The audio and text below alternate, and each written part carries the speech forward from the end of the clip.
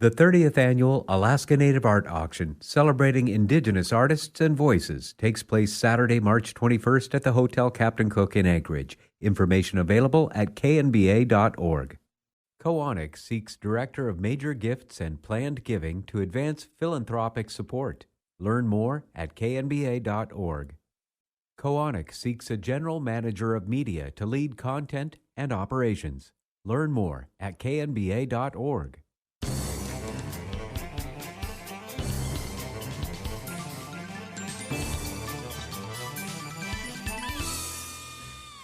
Welcome to Native America Calling. I'm Sean Spruce. Brother and sister biathletes from Greenland are among a handful of Indigenous competitors at the 2026 Winter Olympic Games in Italy. They are taking the opportunity on the world's athletic stage to speak out against the Trump administration's recent actions toward taking over their homeland. We'll hear about them and other Indigenous Olympians from Canada and New Zealand. That's all coming up right after the news.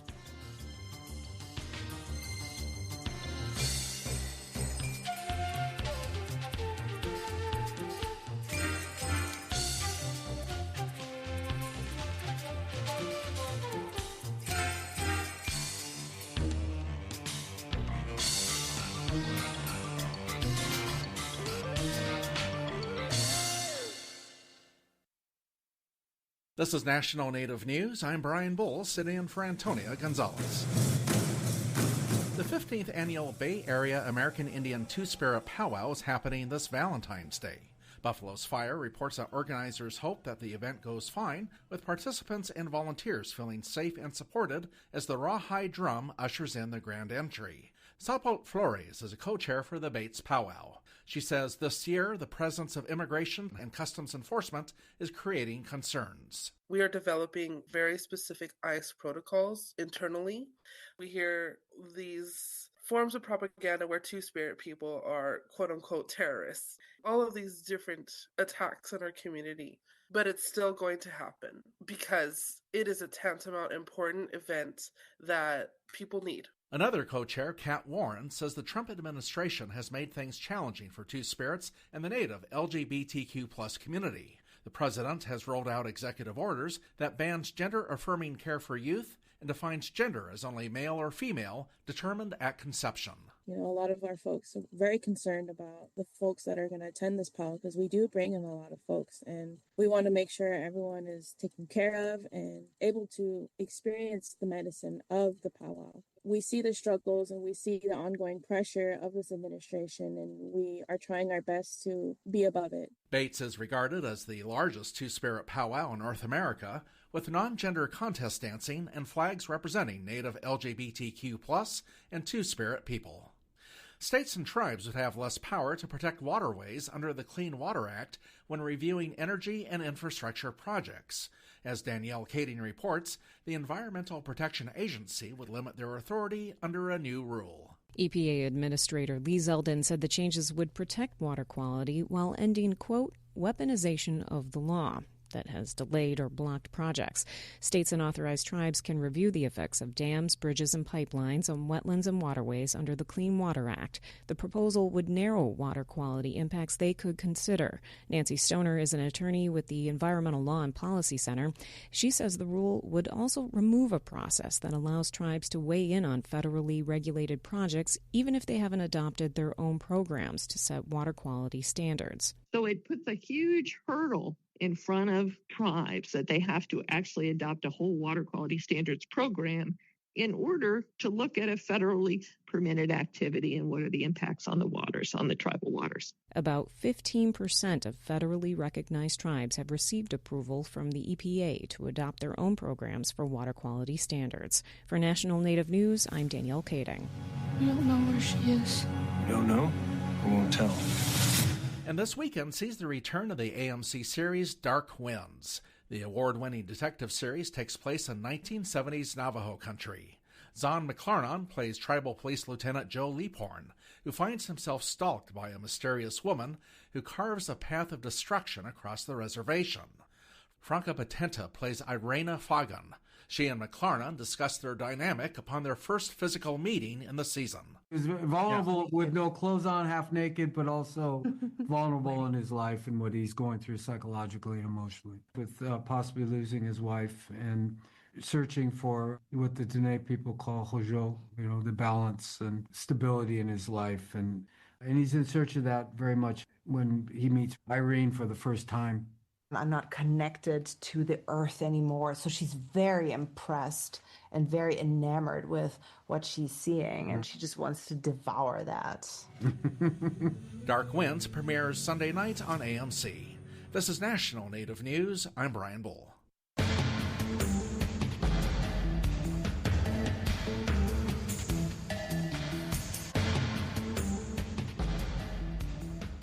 National Native News is produced by Kawanak Broadcast Corporation, with funding by the Corporation for Public Broadcasting. Skugtash. For more than 40 years, Ramona Farms has revived ancient traditional foods, tepary beans, pinoli, polentas, and more, all from store.ramonafarms.com. Ramona Farms supports this show. Omye. Tribal Development Partners, helping tribes build toward their goals through 105L leasing and essential facility development, empowering sovereignty, strengthening community. More at tribaldevpartners.com, proud supporters of this show.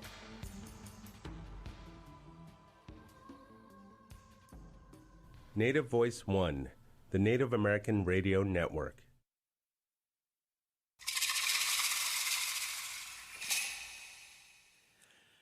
This is Native America Calling. I'm Sean Spruce. We're about a week into the 2026 Winter Olympic Games in Milan, Italy. Among the hundreds of athletes are a handful of competitors who are representing not only their countries, but their indigenous heritage.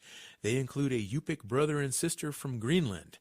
Both are skiers who are using their platform in subtle and more overt ways to speak up about the political spotlight the Trump administration has focused on their homeland. Meanwhile, the Canadian curling uniforms include design elements inspired by an artist's Anishinaabe and Cree heritage, and the Australian Olympic team has developed a common space with an Aboriginal influence. Are you watching the Winter Games this year? If so, what athletes and events stand out as inspiring or noteworthy? You can join our discussion today. Just call us at 1-800-996-2848, and that number is also 1-800-99-NATIVE. Joining us now from Brainerd, Minnesota is Dan Ninham. He is a freelance reporter for ICT News and the director and co-founder of the North American Indigenous Athletic Hall of Fame. He's a citizen of the Oneida Nation of Wisconsin. Dan, you've been on the show many times. Welcome back. It's nice to be back. And joining us from Tulsa, Oklahoma, we have Eric Vardaman. He is the founder and president of the Tulsa Curling Club, and he's a citizen of the Cherokee Nation. Eric, it's a pleasure to have you on the show today. Welcome. Happy to be here. Thanks for having me. Absolutely. Well, Dan, you have compiled a list of Indigenous athletes competing at this year's Winter Olympics. Let's talk first about the Inuit brother and sister from Greenland who are competing in the biathlon. Tell us more about their athletic careers. Well, the older sister is Yukalek Sledemark, and she competed in the last Winter Olympics as well. And her younger brother, Sondre, he participated and currently participating. He did the biathlon this morning, and I believe it was a sprint. And they, to my understanding, they had 3 races.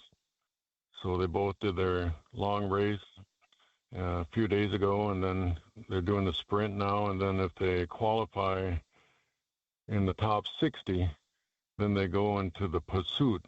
The pursuit is the next race. But so Yukalek, she's a inductee of the North American Indigenous Athletics Hall of Fame, and she might have been one of the first when we started it. And they're both Inuk here. Their mother is Inuk, and so that's how they get to be into our Hall of Fame. And I'm sure Sondre will will be following into her you can't say footsteps, so probably her skis, Her ski tracks. into yeah. There you go, there you go. So I'm catching up on all the language of the sport as well, and as well as the other sports too, and that's really very very cool too. But well, you go on. Well, I'm looking at your list right now on ictnews.org, and there are some great photographs of the Sludmark siblings competing, and it really makes me interested in the sport. What type of athlete is best suited for the biathlon? Well, the biathlon is cross-country skiing, and it's rifle shooting. And with the rifle shooting, they're either in a prone position or they're standing up. And it's key that they, of course, hit the target, and the target is at various distances, and the target is quite small. And listening to one of the podcasts this morning about the biathlon, it made reference to imagine shooting at a toilet paper roll at the middle of the football pitch, which means like in the middle of the soccer field, and hitting it. And if you don't hit it, you get penalized. And I understand Ukalik, she hit 19 out of 20 targets in her last race, and that's phenomenal. Wow. So you have to have the precision as a rifle person, and they don't have a scope on it, just a regular sights. And you have to be able to be strong and endure the cross-country race as well, and be among all the world leaders. Wow. Right. And this is obviously one of those sports that's based on like traditional skills, right? People had to hunt probably on skis, and so that's what makes sports like this so fascinating. And Dan, of course, these folks are attracting media attention right now because they have spoken out against U.S. threats to take over the semi-autonomous territory that is their homeland. And as we know, of course, the population of Greenland is vastly Inuit. What was their message to people when you interviewed them? Their message is that they're there to compete, and they're competitive. They're world class, even though they're not meddling at this time, but they're still among the leaders, and they are making that effort. And I just think of and probably all Olympics, all the elite athletes of all the training performance that they have to endure and to be ready to go. I think I'd encourage people to do a search on these Indigenous Olympians and get to know them firsthand more.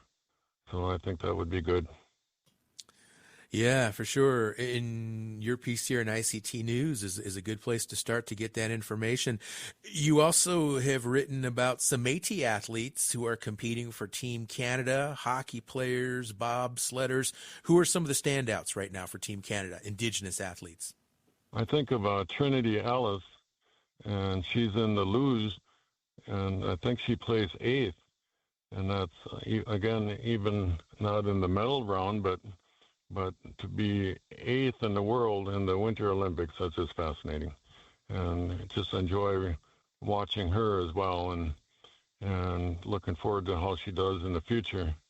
So a number of these are young, and they're going to be coming back, and they have all the World Cup and the World Competition in between in their respective sports as well. So they're looking forward to the next Olympics as we're doing the Olympics now. And Team Canada, their women's hockey team, of course, represented with Indigenous athletes, and they're a great team. I mean, they blew out Italy yesterday, right? A shutout, I think. And Joycelyn LaRoque, and pardon if I mispronounce the name, but she's been highly credentialed as an Olympian and as a national champion at University of Minnesota Duluth, just down the road from us, and 2-time national champion. And it's always exciting to see how she does in her career, especially at the Winter Olympics. Yeah, it certainly is. What about Eden Wilson on the bobsled? She's on the bobsleigh event, and I understand she's still an alternate. And she came into the Winter Games as an alternate, and I haven't heard if she is able to compete or not. Dan, when you compile these lists, do you find that Canada generally has good representation of Indigenous athletes? And what do you hear from Indigenous athletes about just the opportunities they have to compete? It's a challenge to quickly find the Indigenous athletes, and we key on media sources. We key on contacting the media attachés, they're called, in respective sports and respective countries. And oftentimes the finals of the trials are not until, to be able to be in elite race performance shape is until maybe a week before the game starts. So it's really a rush to try to find. But we have sources, and that's could be a research study in itself, is to find out where they are and how to get more Indigenous representation. And we didn't have any for the U.S. We had, and just recently we found out we have a Indigenous skier from New Zealand, Ben Barclay, who was one of the top free ski slope skiers, and he placed about 8th or 9th, I think, in the field as well.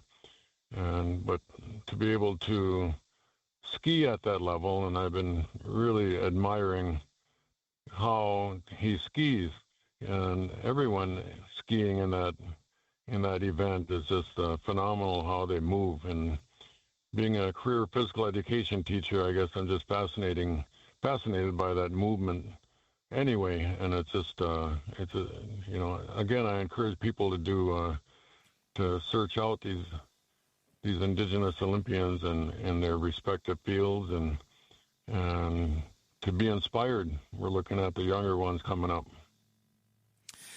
Interesting to note also that Ben Barclay was the flag bearer for Team New Zealand during the opening ceremonies. So we have Dan Ninham kicking off our conversation here today on Native America Calling, freelance reporter for ICT News and co-founder of the North American Indigenous Athletic Hall of Fame. We're going to talk more about the Olympics with Dan and also our other guest, Eric Vardaman, right after this break. So stay with us and feel free to join the discussion as well. If you are following the games this year, if you're tuning in the evenings, watching the events, and you're enjoying it, and you've got some thoughts with regard to the games, and especially with regard to what you have seen from some of these Indigenous athletes we're talking about, join the conversation. Give us a call.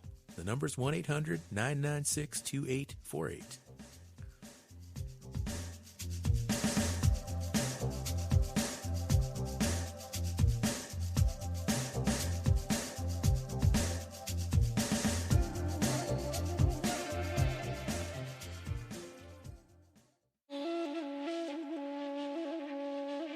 Tribes are now feeling the pain of losing some $2 billion in federal clean energy funds following the major spending bill Congress passed last August.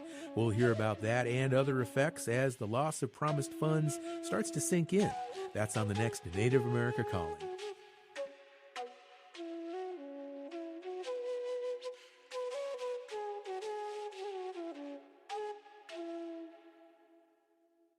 Support by the American Indian College Fund. The American Indian College Fund provides millions of dollars of scholarships to thousands of Native students every year. Tribal citizens of every age and experience are eligible. The deadline for applications is May 31st, and you can find everything you need to apply at collegefund.org. That's collegefund.org, or by phone at 800-766-FUND. Education is the answer. Thanks for being with us today on Native America Calling. I'm Sean Spruce, and we're getting a glimpse of Indigenous participation at the Winter Olympics in Italy. There are a handful of athletes from various countries who are Indigenous. And let us know if there are events at the games that are inspiring you. You can call us at 1-800-996-2848. That is also 1-800-99-NATIVE. Our next guest, Eric Vardaman, joins us now from Tulsa, Oklahoma, where he is the founder and president of the Tulsa Curling Club. And Eric, you are known as the curling guy, and I really like that moniker. Tell us more about Team USA's performance so far. I know both of our men and women took on Canada earlier this week. They took them on today. The men didn't fare so well, but the women beat Canada for the first time in the Olympics in 9 tries. And it took them down to the last stone to beat them, but they finally got a win out of that match. So. All right. Well, chalk one up for Team USA Women's Curling. That's good to hear. Yep. Eric, what is it that usually stands out for curling in the Olympics? Who are the traditionally dominant countries, and what goes into just being really competitive in this event? Well, traditionally, the standout countries are Canada, usually Great Britain, and most of the time some of the European teams. The U.S. really made a splash in 2018 when the men won the gold. Improbable run to win the gold medal, and that really woke up the interest here in the States for curling in the mainstream area. Well, I've read that every Winter Olympics, every 4 years, you see a real bump there at the Tulsa Curling Club, people reaching out. And how much traction are you getting so far with this year's games, just from what we've seen so far? So we have these during the Olympics, we have these events where we have people come out and they can get on the ice and actually try the sport out. And we originally scheduled 4 of them. Those filled up almost immediately. We had to add 2 more. So we have 3 this weekend and 3 next weekend, and they're completely full. And we have a waiting list as well. So people, they get a glimpse of it on the Olympics, and they just get enamored with it and want to come out and try it. Now, you say there aren't many Native people who do curling, especially in the state of Oklahoma. What drew you to this sport originally, Eric? Well, overall, I'm just a big Olympic fan. I've been a fan of the Olympics, as far back as I can remember, even as a child. And in 2006, that was the first time I really ever saw it on television and watched it, and I couldn't figure it out. And so I spent the entire Olympics cycle that year trying to figure it out. And of course, it goes away for 4 years, and so the next 4 years, when the Olympics came back around, I watched it again and was just hooked. That was 2010, and a friend of mine that lives in Oklahoma City, which is 2 hours away, told me that they were starting a club down there. And so I drove back and forth for a couple of years to play down there until I could find somebody here in town to help me start a club here in town. And what went into that, creating the Tulsa Curling Club? Because, I grew up playing ice hockey, been to a lot of ice rinks in my day, but you don't just find curling lanes at every ice rink in the United States. That's kind of a unique venue that you need to compete. Well, not only the venue, but you got the stones themselves. You have to have, several sets of stones, and that's thousands of dollars right there. And actually, we probably wouldn't have gotten a start if the local hockey team here in town, the semi-pro hockey team, actually footed the bill for us to get started. And so, they put up the money for the stones. They got the ice ready for us at the ice center, and they were really the catalyst for us getting started. Now, tell us more about the different positions. You often take on the position of skip. Tell us about that role, some of the other athletes that are out there on the ice in a curling event, and what's the strategy behind it? So every curling team that you see, except for mixed doubles, which is only 2, men's and women's curling, there's 4 people on a team. And the skip is basically the captain or the quarterback. He's the one that stands down at the other end and calls shots and tells his teammates where to throw them. The other 3 take turns throwing stones and sweeping the ice. And the strategy is so to win an end in a curling match, you have to get your stone as close to the center of that bullseye that you see on the ice. That's called the house, and the center of that is called the button. And whoever gets their stone closest to the button wins the end, and you score points out from there, of course. But that's the whole strategy: is getting your stone as close to the button as possible to win the end and score some points. So it's similar in a sense to shuffleboard, is that right? It's very similar. We get that analogy a lot, and that's for people that have never grown up around curling or ever played. That's the best analogy that you can give them to kind of explain how the game works.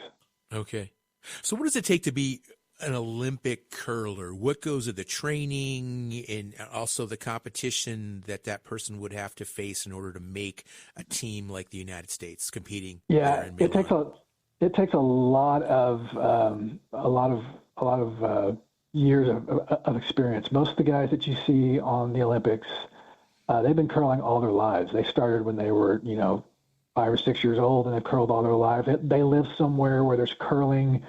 There's Olympic level curling around all the time, and it takes a lot of practice, a lot of years, a lot of time put in to develop your game and your skills enough to even compete at that level, and then try to compete to get into the Olympics. So, we get a lot of people, like whenever they come out to our events and they want to try out curling, their first question is, when can I go to the Olympics? And it's just, and we used to tell them that you're not going to go, you're not going to the Olympics from Tulsa, but it just takes, there's a lot of time and experience that's required to be an Olympic level curler. I know a lot of people watch it and they think, oh, that seems fairly easy, but the one comment we get when people come try it for the first time is that's a lot harder than it looks, and we all agree with them. Yeah, it's a lot harder than it looks. So it's not something you can just pick up and in 3 or 4 years you're ready to go to the Olympics. It takes a lot, as with any Olympic sport. Right. Well, also, too, what I think is fascinating, I believe the oldest Olympic athlete this year in the Games is in his 50s, and he's a curler. And It just makes me think, okay, so maybe most people would never go to the Olympics, but it sounds like just a great way to stay active and a good activity for people to enjoy throughout their lives.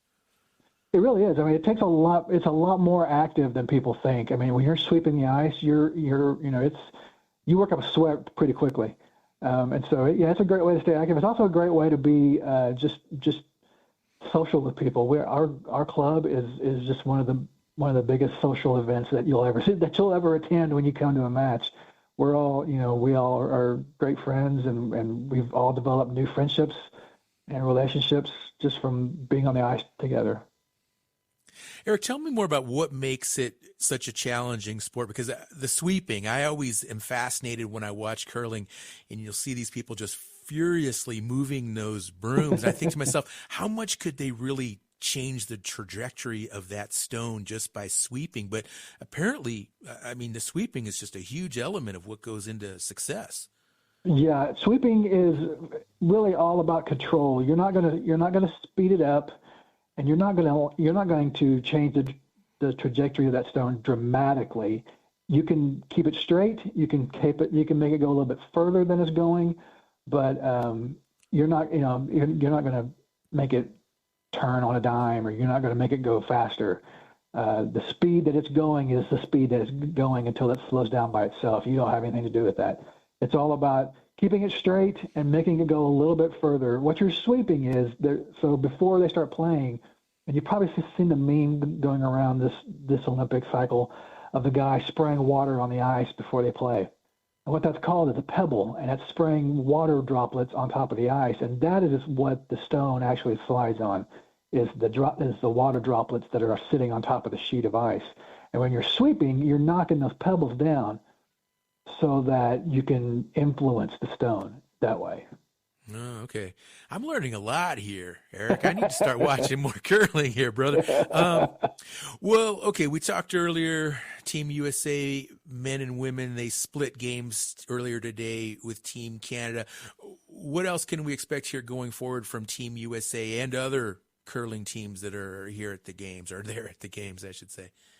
Well, I think it's important to mention that the U.S. mixed doubles curling team won the silver medal on Monday. So we've picked up another curling medal that we had never won before. So we got that going for us. The men's team is going to have to do a little work to get back into competition. They are 1-2 now, and they're a brand new team. This is their first year in the Olympics, and the average age of the team is 25, and most of the other teams are in their 30s. So they're a little green, and they're going to have to do a little work to catch up in the round robin stage. The women are 2-1. Like I said, they just beat Canada, which is a great springboard for them into their next 3 or 4 matches. They're all experienced. The woman that was on the mixed doubles team that won silver, she's also on the women's team. She's incredible. She makes all the shots that she needs to when she needs to, and so they have some real momentum going into their next couple of matches. Eric, every sport has its heroes, and I'm curious to know, does curling have its version of a Jim Thorpe or a Wayne Gretzky, just someone who stands out above all the rest in Olympic curling?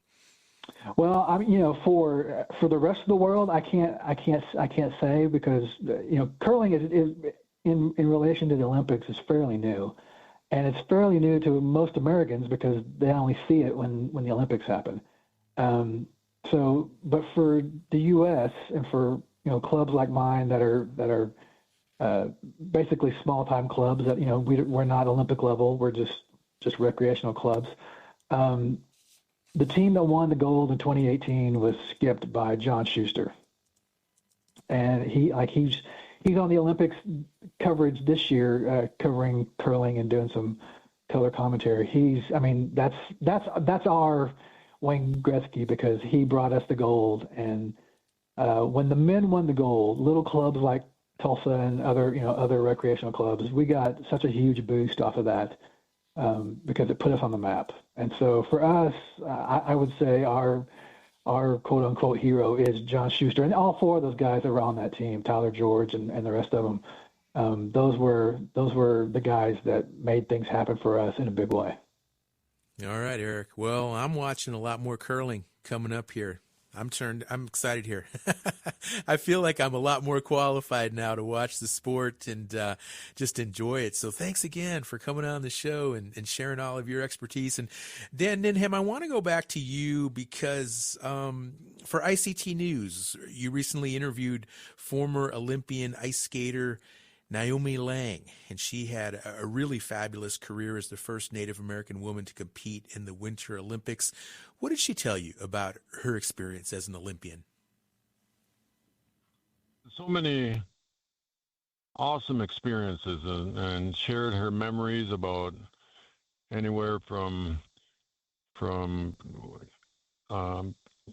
when she was at the Olympics at the horses and the royalty, so to speak, of different tribal groups that came out on the ice, and that picture is on her story as well in the ICT, but she and she shares her story too in a video, so it'd be really cool if people would check that out. But thinking about her memories with that, but to be world class and being Indigenous as a representative of skating, I think that was just really fascinating for her. Dan, what have been some of your favorite moments so far from the Milan Olympics, and what are you looking forward to watching in the coming week as well? I'm looking forward to the Sledemarks and the sprint, as I mentioned, for men happened today and this morning our time, and they're 7 hours ahead of us Central Time, and but the women are tomorrow, so I'm looking forward to Ukalik's race and the event. And like we talked about, the luge in Trinity Ellis competing in that was really, really cool to see that. And but I go back to Ben Barclay and his free ski, slope ski event and how they go down the mountain. I mean, literally, it looks like it's straight down. And they go on what's called a rail. They go and so it's going down the different rails and doing their jumps, and that's I really am in awe. I'm awestruck of watching that event. So those are the areas that I really enjoyed. Eric, how about you? I imagine you watch other events beyond just curling. I love watching the biathlon. That's probably my second favorite event. Is the pursuit that happens on Sunday. I love watching them do that. Have you been following the Settlemark siblings then? It's funny because I did watch him compete in one of his qualifying on the longer race. Yeah, it's been really interesting watching them. I was able to watch a little bit of that. Eric, do you think there's maybe more Indigenous participation in the summer games as opposed to the winter games? And if so, why might that be? Yeah, I think there probably is. I just don't see that there's a lot of opportunity for Indigenous people as far as the winter games go. I mean, there's just not a lot of, when you think of Native athletes, like, for instance, Jim Thorpe, he did everything he did within the Summer Olympics. There's just not a lot of crossover opportunity for natives to be a part of winter sports. That's a good point. And, you think about it too, some of these sports in the Winter Olympics, they're kind of exclusive, like who has access to a bobsleigh track? Right? Exactly. Those just aren't available everywhere. And there's no, there's the downhill skiing. There's just not a lot of places that you can just go out and jump down a mountain. So, I think it's just accessibility, I think, is what keeps a lot of native people, Indigenous people, from doing a lot of the winter sports. All right. Eric and Dan, thanks again for coming on the show. We're going to take a break and we'll come back, and phone lines are open for listeners, 1-800-996-2848.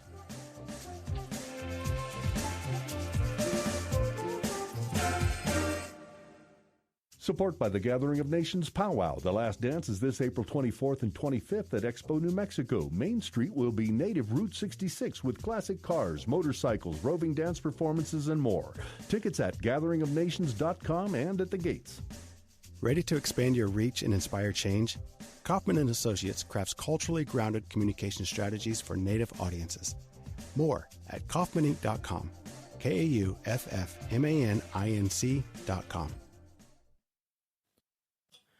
We're glad you're listening today on Native America Calling. Let's take a caller with regard to the Olympics coverage we're doing today. This is Jen, who is listening online in East Texas. Hello, Jen. Hi there. And I just have to tell you, I'm so glad that you had this program today. I'm always glad any program we have on Native America Calling, but this one today, because Eric was talking about the game he's been that he's adopted, and I've been watching it as well, and I really do. I was curious, like I was really surprised to hear they had one in Tulsa, and he explained so much about it. Now I'm going to go back into it watching with a little more knowledge, and then of course the gentleman from ICT, I really love it, what he had to bring to the program today. And of course, I've been watching Naomi, and I really, and I'm like you, like, how many downhill bobsledding can we do in Native America? So thank you so much. I enjoyed it very much, and thank them for me. Yeah, and thank you for calling in, Jen. It's always a pleasure when you join the discussion. Jen, listening online in East Texas. We're going to change course in our show now and talk with American Indian movement leader Mike Forsha and hip-hop artist Tall Paul, who are both based in Minneapolis. And we're going to talk about the Trump administration's announcement that it will end ICE operations in Minnesota. Recently, a prayer camp was erected across from the Whipple Federal Building in Minneapolis. Let's introduce our two guests now to talk more about this. Joining us from Minneapolis is Mike Forsha. He is an American Indian movement leader based there in the Twin Cities, and he is from the Bad River Tribe. Mike, hello, and welcome back to Native America Calling. Good to be with you guys. Also joining us from Minneapolis, Tall Paul. He is a hip-hop artist and is Anishinaabe and Oneida, and he is a well-known figure in and around the Twin Cities and across Indian country, in fact. Paul, great to have you on the show. Welcome back, brother. It's good to be back. Thank you. Absolutely. Well, Mike, tell us more about this group of Native activists who have set up a prayer camp there, teepees near the building where ICE is detaining people. What prompted the camp, and what's the significance of this site now? Well, this is something that's been in the work for a long time, before ICE even got here. But because ICE was using that the Whipple building as a detention center, it was the perfect time to bring attention to not only what's going on now, but what's happened in the past at Fort Snelling, and how it's time now for land back. The Dakota people should be able to secure that land, Fort Snelling, and use it as their own sacred spot. And not only there, but Indian Mounds Park in St. Paul, that should be given to the descendants of those buried in that park. It's a burial mound, not a park. They need to take their teeter-totters, their swing sets, their sandboxes, take it all off there and give it back to the Dakota people. Now's the time. Tell me more about what's happening in and around the prayer camp. Are a lot of Native folks coming over to participate? Is it gaining traction? Yeah, it's gaining a lot of traction. As a matter of fact, we had a pipe ceremony the day after they put up the teepees, and we had about maybe 30 people there. And Coldwater Springs, that area, it's a healing place. It's a place for healing. That's what it's called in the Dakota language. And so we set up a prayer camp.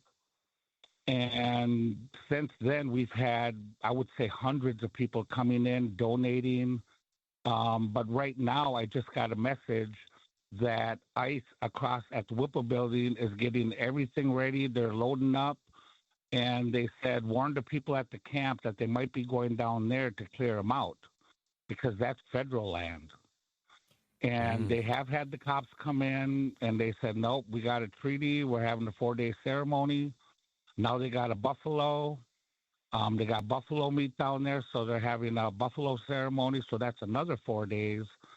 And so they said, you can't have your cars here. You can't do this. You can't do that, you know. But I haven't heard back on exactly what's going on down there. But something's happened at the Whipple building. Yeah, and so, but there's a lot of traction. It's getting a lot of traction. But I think it needs more traction from Dakota people. I know they were exiled, but the Dakota tribes that are here, now's the time for them to jump on board and show some support to those activists who are out there claiming this land.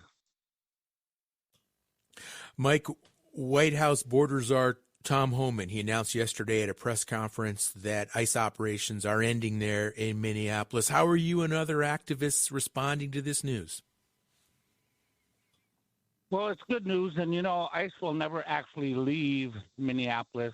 They've been here, you know, since it was started. Before this big surge, ICE will always be in Minneapolis. But these people who came in, these are January 6th rioters. They're Oath Keepers and they're Proud Boys. That's who came in and caused all this destruction and trauma to our community. I was there half hour, not even half hour after Renee Good was killed. I was there when that young man was shot in the leg on the north side. Me and my son both were hit with rubber bullets. I was there when Alex Petty got shot. I was there probably 20 minutes, a half hour after, and it was like a war zone. It was like a war zone. And, of course, all the people around there are labeled as domestic terrorists. Anybody who's out there blowing the whistle, filming, anything. And so it's good news that they're leaving, very good news that they're leaving, but they'll still have people here. ICE will, and we have to eliminate ICE. They have to go. That name has to change. I know we need Border Patrol. I know we need all this stuff. But these guys, they're Gestapo. They're Nazis. Mike Forsha on the show today, American Indian Movement leader. Let's hear from Tall Paul now. And Paul, you've got really close ties to Native activism in Minneapolis as well. What can you tell us about the unrest in the city since these recent immigration crackdowns? I would tie into what Mike said there. It's good that ICE is leaving, but I would be cautiously optimistic. Something I always advocate for is, staying activated and staying aware, because just because they say they're leaving doesn't mean they really are. They haven't provided any numbers as to how many ICE agents are leaving. I just heard that, somebody in the Phillips neighborhood was taken maybe today or yesterday. So they're still active. And like Mike said, they're always going to be here. Yeah, but overall, it's there are long-lasting effects that are happening in the community. Businesses are having to close their doors because of this. People are losing money, not being able to go to work. People are losing relatives. There was the young baby, Liam Ramos, got taken with his dad and put down in that detention center in Texas. And then he was not well. He was sickly down there. And when he got back here to the cities, his family's house was being circled by ICE, and, they're threatening him. And there's been Native community members detained. And I believe there are still 3 who are unspoken for, apparently, Lakota members. So, it's a lot, even on a personal level, just like the trauma, because there's all kind of noise pollution, which is a form of violence if you really think about it. I woke up this morning at around 5 a.m. because my dogs needed to go outside, and my wife woke up with me, and it sounded like there were helicopters hovering around within a mile or 2 of our house. So then we opened the window and the sound kind of went away, but that was just, that's an effect of hearing choppers around your neighborhood all day, every day for the, past month or 2.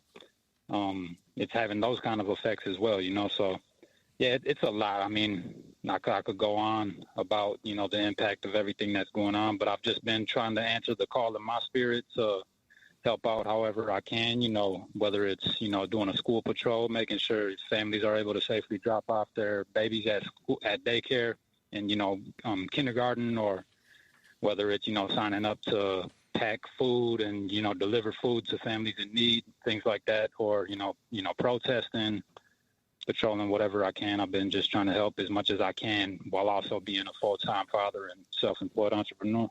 Okay. Paul, we heard Mike mention outside agitators. It's not just ICE that he's concerned about. It's some of these other organizations or fringe groups that are also have descended upon Minneapolis. And I'm curious to know if you have also seen a significant presence of outside agitators. And where do you think those folks fit in now, even if ICE is ceasing these crackdowns? You think they'll stick around? You think there could still be potentially conflicts with some of these other organizations or groups?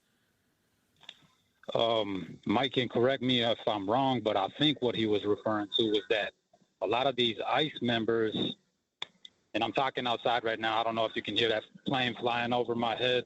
Sorry about that, but a lot of these ICE members were just hired within this past year, and they are January 6ers, like Mike said, and I think that's what he was talking about. But then there are individuals like Jake Lang and that other guy, Jaden, whatever his name is. There are individuals who have showed up, who have built a platform off of, racism and being against anybody who supports immigrants. But honestly, that they don't feel like a threat to me. There was supposed to be an entire protest that they were doing, and like nobody showed up. That was downtown Minneapolis, but like the community activated and was prepared for them on many different levels.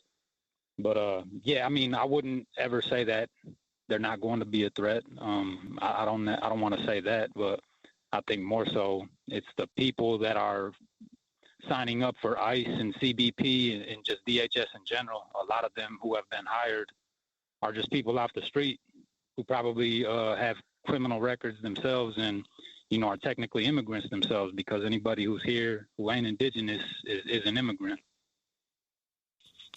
Paul, we're coming up on the 6th anniversary of George Floyd's murder.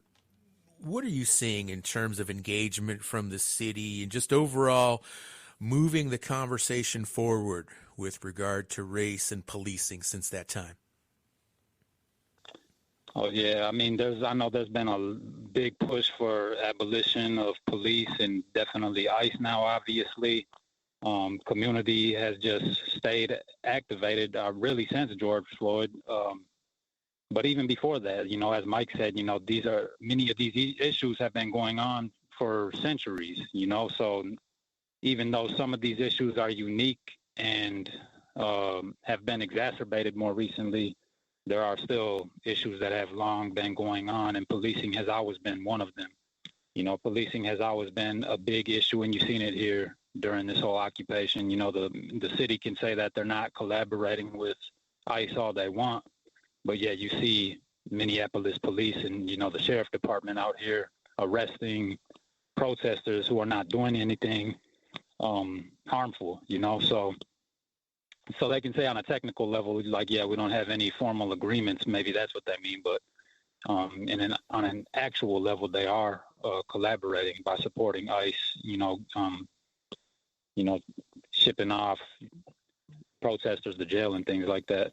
But I mean, on a bigger level, as far as like activism and, what's been going on since George Floyd, yeah, it's been a lot of talk around abolition, and it's been a lot of activation around, community organizing and resource sharing. People being like on Signal and everything. Like Signal is not a new thing. People have been in these Signal channels for positive reasons since George Floyd and probably before that. Coordinating. Helping people meet their needs and things like that, even when there isn't some big ICE presence. Thanks, Paul. Mike, how about you? You have been around since AIM's early founding. What have you seen in terms of overall progress in the Twin Cities? And even with these recent setbacks, how is the overall arc moving in your view? What gives you hope and what maybe discourages you? Sure. Well, we have a new chief of police, Brian O'Hara. He came from New Jersey. When he was hired here, we took him through Little Earth, and we took him through our community, and we told him our collective experiences with the Minneapolis police, how AIM got started in Minneapolis, specifically because of the police brutality that was going on. And I told him my own personal stories of the Minneapolis police, and I told him how I got beat by 2 Minneapolis police, and that I knew what it felt like to have a knee of a Minneapolis cop on my neck, thinking I'm going to die. And then so when he was sworn in, he asked me to be the first one to speak for him. We sang a welcoming song for him and his family. I had high hopes. We sang the AIM song. Unprecedented. I had everybody stand because I called it our national anthem. The Attorney General, 50, 60 police, the city council, senators, everybody stood for the AIM song. It was beautiful. But since then, I'm actually calling for his resignation now. He has let our community down. I was kicked out at the mayor's inauguration here about 2 weeks ago.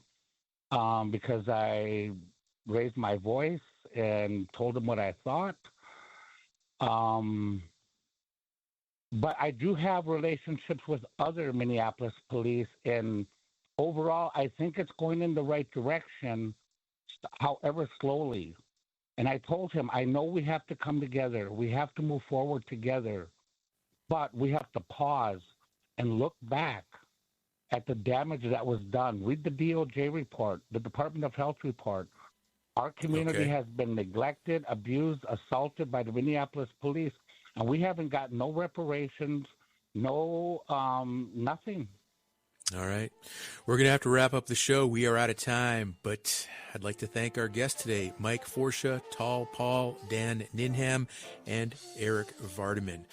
Join us again on Monday. We will be back with a whole nother week of Indigenous topics and issues that we will discuss here on the show. And until then, enjoy your weekend. I'm Sean Spruce.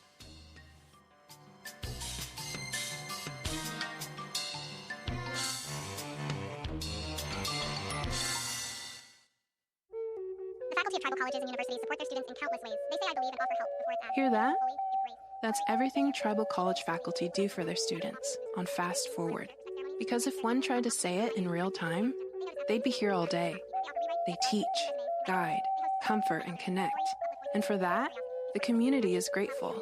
Learn more at mostthoroughdjobdescription.com. The American Indian College Fund supports this program. They give extensions, share progress, share laughter, create calm, and allow reflection. They inspire hope, share wisdom, guide gently, validate healing. Every family caregiver could use help finding the necessary resources to care for their loved one. The AARP Family Caregiver Resource Guide helps family caregivers access key programs, services, and agencies in their communities. A copy of the guide is available by calling 877-333-5885 or online at aarp.org/caregiver-resources. AARP supports this show.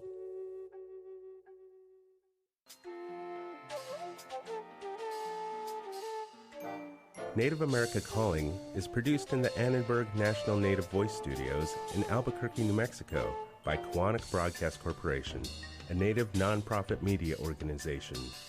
Funding is provided by the Corporation for Public Broadcasting with support from the Public Radio Satellite Service. Music is by Brent Michael Davids. Native Voice One, the Native American Radio Network. The 30th Annual Alaska Native Art Auction, celebrating Indigenous artists and voices, takes place Saturday, March 21st. Corporate sponsorship opportunities are available. Information at kmba.org.